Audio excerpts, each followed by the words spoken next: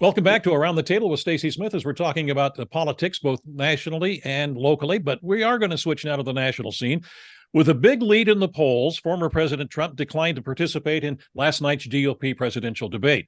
Keith, the Real Clear Politics average of polls has the former president with a 42% lead over his closest Republican challenger. Is the race for the Republican nomination now over? Well, it's a math equation that simply doesn't work for Mr. Trump's opponents. And that's certainly a concern for people like former Governor Corbett and myself. We know that the time has come to move away from the former president to a new brand of leadership, a new generation of leadership. But we also know, and we're educated by the fact that primaries are winner-take-all events. And they're going to start in earnest as early as the first week in January.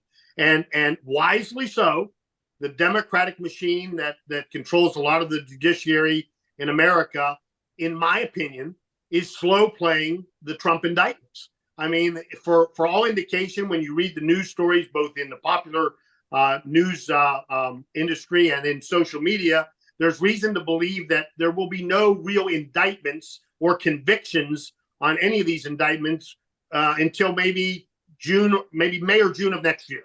Well, and that one will likely be on the presidential papers, which seems to be a likely conviction in which he will appeal. But when the conviction comes, you'll definitely lose support. His base will shrink.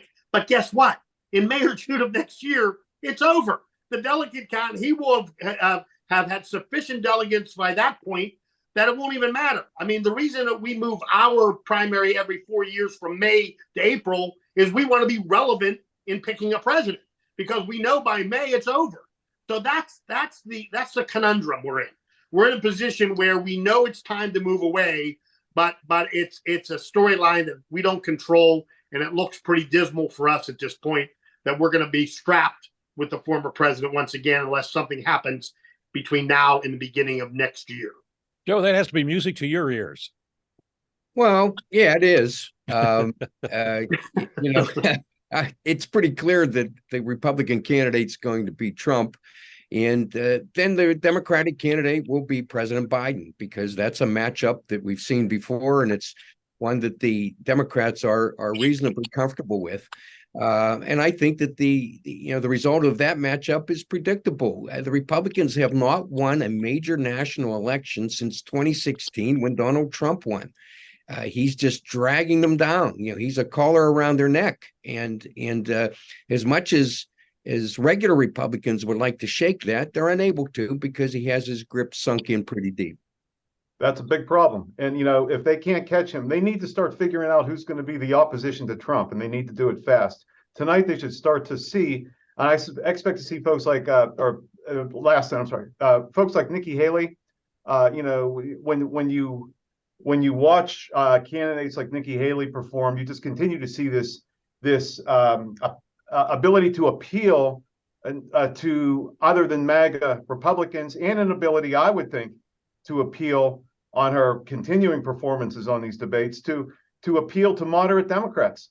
If they can get behind the anti-Trump Republican, and something happens to him between now and next primary, the Dems would be concerned, I would think. However, if it's going to be Mr. Trump again, with four indictments, 91 counts combined, he's the gift that unifies the Democratic Party, and they will not be a national force as long as he is the perceived leader of the GOP.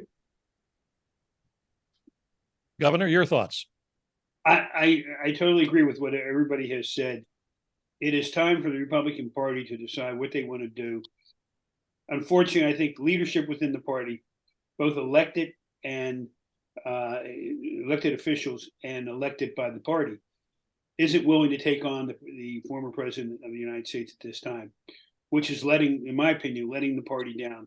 We need to move forward. We need a different candidate. We've got some good contenders out there that can do the job, but until the roadblock of Mr. Trump is taken out of the way, we're going to go down the same road that we went down 4 years ago. All right, we'll take a break. We'll be back in just a moment.